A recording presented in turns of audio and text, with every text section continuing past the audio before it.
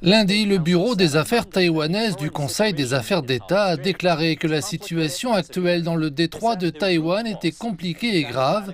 La cause principale en est le Parti démocrate progressiste qui adhère obstinément à la position séparatiste de l'indépendance de Taïwan, refuse de reconnaître le consensus de 1992 et le principe d'une seule Chine et se livre constamment à des provocations indépendantistes en s'associant à des forces extérieures.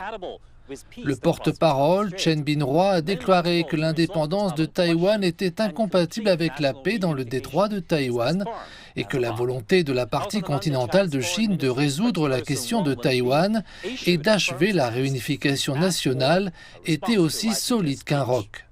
Lundi également, le porte-parole du ministère chinois des Affaires étrangères, Wang Wenbin, a adopté une position ferme lorsqu'on lui a demandé de réagir au discours de Lai Ching-te.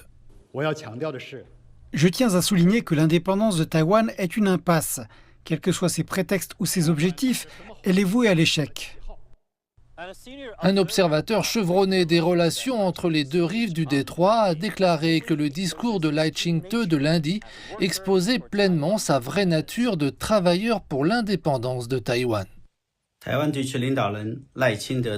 La fausseté du dirigeant taïwanais Lai Ching-te sur les relations entre les deux rives du détroit indique qu'il est un ouvrier de l'indépendance de Taïwan et un fauteur de troubles pour les tensions entre les deux rives.